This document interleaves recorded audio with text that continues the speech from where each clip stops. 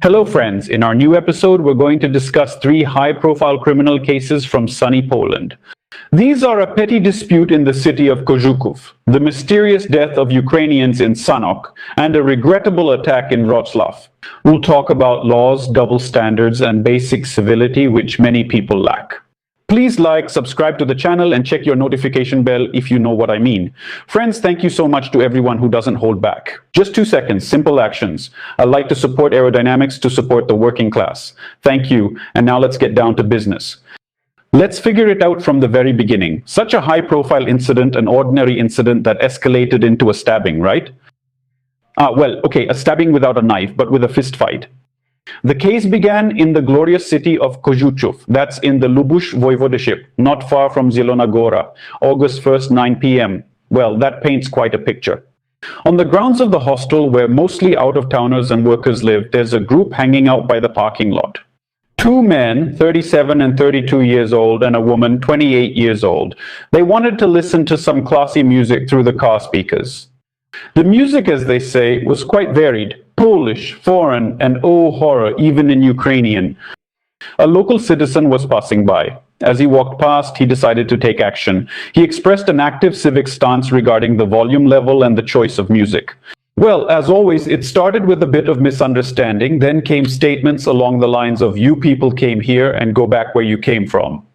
So basically, when it was pointed out that the area is private and people are just at home listening to music, like, "Why are you bothering us, man?" the passerby promised, "Now we're going to have a fight." And he took out his phone to call for backup. The backup came in the form of two young men. For some reason, they also needed a girl, but they arrived quickly. Without any unnecessary preliminaries or philosophical discussions about musical taste, the group that arrived immediately resorted to physical force. The outcome was mundane and sad. The woman and one of the men, you guessed it, Ukrainians, had their heads smashed in. The second Ukrainian got off a bit lighter, but he managed to shield himself. He blocked it.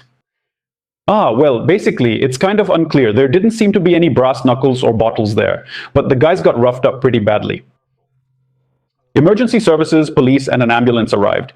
5 minutes later, one of the participants needed to be hospitalized. The next day, the victims gave their statements, documented their injuries, and pointed out a surveillance camera on a nearby building to the investigators, which should have recorded the whole incident. Law enforcement confirms that the call was made. Yes, it was at 9:30 in the evening. 3 victims were found at the scene. Obviously, those who won the fight went about their business, whether to drink beer or wherever else. The preliminary version, the police are going with the classic explanation: an everyday dispute over loud music, minor injuries. Well, I have to say, the photos are pretty serious. The guys are initially facing 7 days off work. The investigation currently finds no signs of ethnic hatred. Still, when they shout, "Go back to Ukraine," it seems questionable to me. Maybe I'm wrong. So the perpetrators will be identified using video recordings. Representatives from the consulate have already gotten involved. I wonder why. What can they do? Well, that's the story, friends, of how everyday noise and the unwillingness to just have a normal conversation led to a crime. Yes. Well, let me add my personal opinion. By the way, I honestly haven't understood for the last 15 years why people blast music for the whole street to hear. I'm not saying that these Ukrainians were blasting music. Maybe they were. It's hard to explain, because I'm sure the Ukrainians thought their music was playing quietly. The Polish person passing by was probably outraged.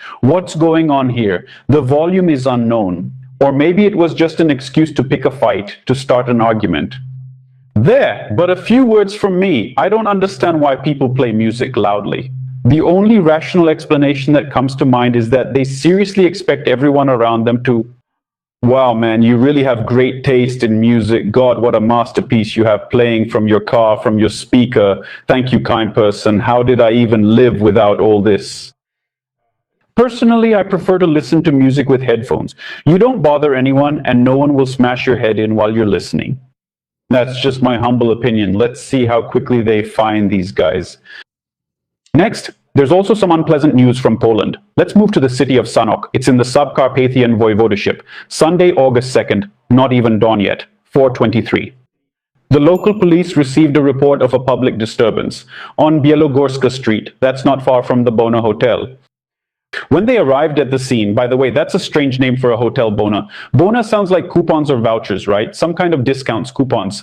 It's a strange name if you ask me. When the officers arrived at the scene, they found a man's body near the building. He had obvious and very severe head injuries. Well, at that point, medicine was powerless and unnecessary. The man was dead. It turned out he was a young guy, 37 years old, a citizen of Ukraine. Basically, he was working here. The prosecutor's office and police are questioning witnesses, collecting evidence, and waiting for autopsy results.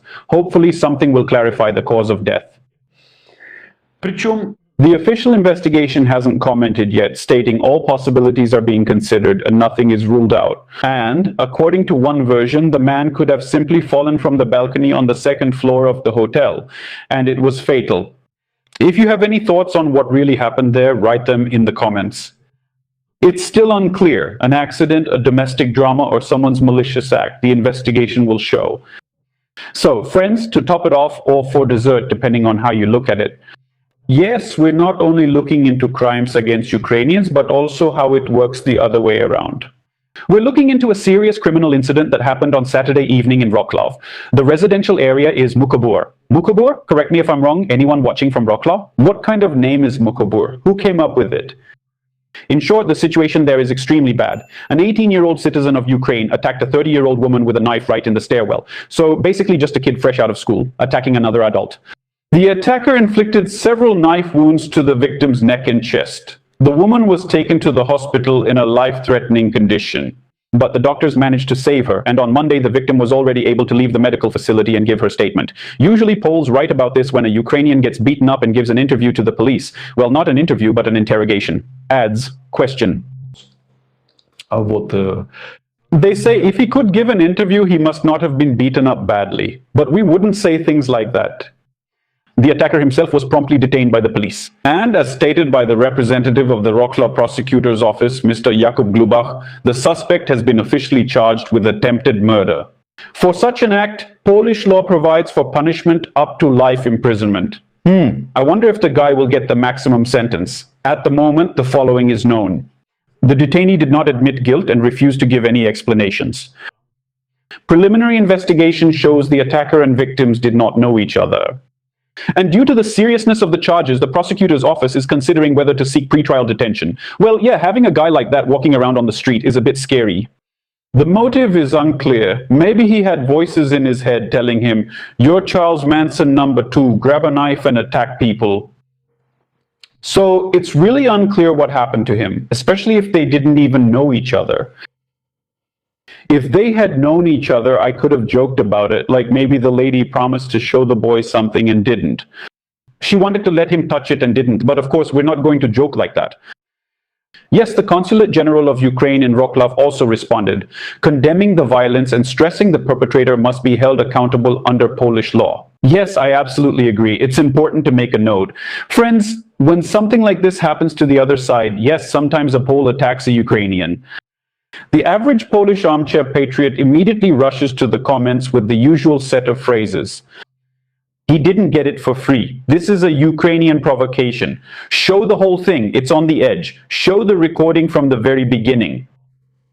We won't stoop to that level. We won't use double standards. Our position should be simple and lawful. Damn, man, you committed a crime. It doesn't matter what passport you have. You must be held fully accountable under the law, no matter your nationality or passport. Even if you're a Martian, you took a knife and stabbed someone. Well, be so kind as to explain why you did it, and then you'll do time for it. The investigation is ongoing, but let's hope we'll find out all the details of how it came to this.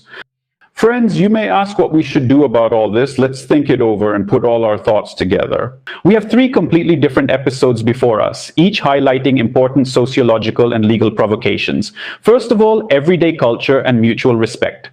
The situation in Kożuchów because of this loud music. It's not clear if it was actually loud, but okay, let's assume it was. This is what the lack of basic politeness leads to.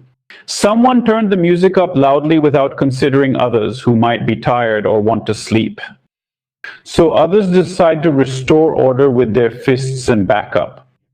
Well, I'll say it again. I'd prefer you listen to music with headphones. Secondly, there's a fundamental difference between ordinary crime and a crime based on xenophobia. This is an extremely important legal point. An everyday conflict starts with a specific trigger, in this case, loud noise or an argument. And even if during the fight the attacker starts shouting insults based on nationality, Polish law often interprets it this way. First, this doesn't reflect deep ideology, but general inferiority and weak arguments. Here, the national motive is just a dirty tool in domestic conflict. A hate crime is something completely different when the victim is chosen solely because of their origin or language, and any everyday reason is just a formal pretext. Well, of course, you could argue about that. It's not clear if the music was actually loud. Let's hope that the video surveillance there was recording with sound, right? Investigators should distinguish between everyday rudeness, verbal extremism, and deliberate xenophobia without confusing them. And I think this works both ways. That's how it should be. And thirdly, there's the issue of legality and double standards.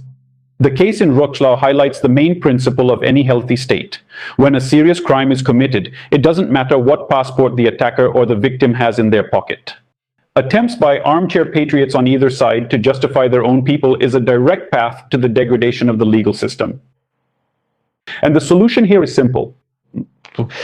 Don't provoke conflict out of nowhere, respect others and let them be.